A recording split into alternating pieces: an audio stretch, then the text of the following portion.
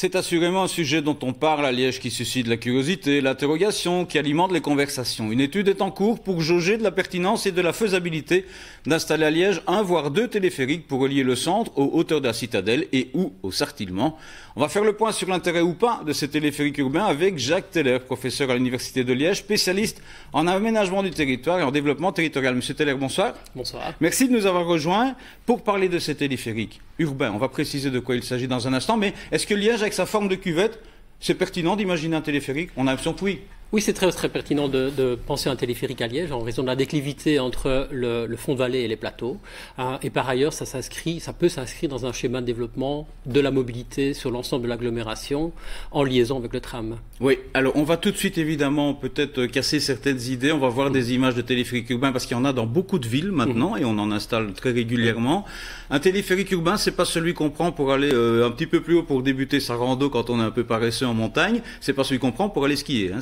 C'est pas du tout pareil. Non, on parle de téléphériques qui prennent de l'ordre de 3 à 4 000 passagers par heure et qui s'inscrivent vraiment dans une logique de continuité avec un système de type tram. On est plus ou moins sur les mêmes capacités qu'un tramway en ville, si ce n'est que le système, la technique n'est pas la même.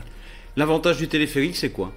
L'avantage du téléphérique par rapport au tramway, c'est qu'on intervient de manière très ponctuelle au niveau du terrain, c'est des pylônes et des gares d'arrêt, par rapport à un système de tramway où il faut dégager 6 à 7 mètres de large pour faire passer le tramway sur l'ensemble de la ville, 6 à 7 kilomètres, ce qui demande une gestion du sol, une gestion de tout l'espace public dans la ville très conséquente.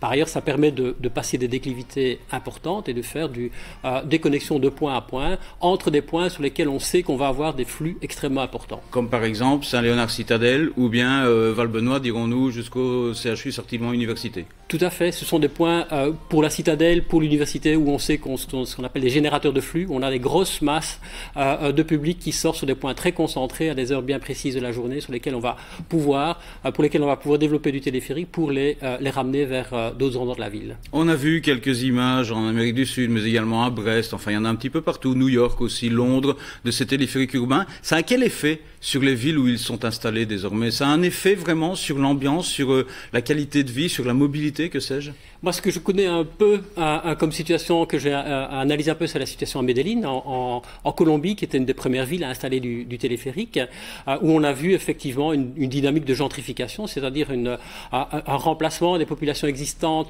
relativement pauvres par des populations plus riches aux abords directs du métro, l'installation de services de commerce à proximité directe des arrêts du téléphérique, suite à la mise en place du système. Ça veut dire que, aussi bien peut-être du côté de Saint-Léonard que de la Citadelle ou du côté Val-Benoît, on pourrait, en cas d'installation d'un téléphérique, avoir du bâti qui s'installe? On devrait y réfléchir. Je pense que la mise en place d'une ligne de téléphérique doit se réfléchir, comme j'ai dit tout à l'heure, dans un système de mobilité plus large.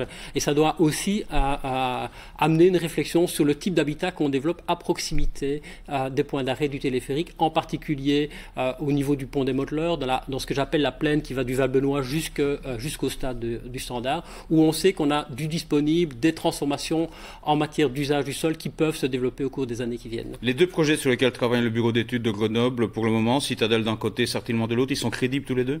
Ils sont crédibles tous les deux. Je pense que la ligne de la Citadelle est extrêmement crédible au vu de la configuration de la ville, de la position de la Citadelle et de la configuration des lieux. La ligne vers le Sartillement, elle, amène quelques difficultés. On sait qu'il y a des lignes à haute tension sur la colline, qu'il y a un lotissement à survoler avec le téléphérique. Il y a donc des difficultés, mais je crois qu'il faut étudier ces difficultés, voir s'il y a des moyens de les résoudre avant de prendre une décision.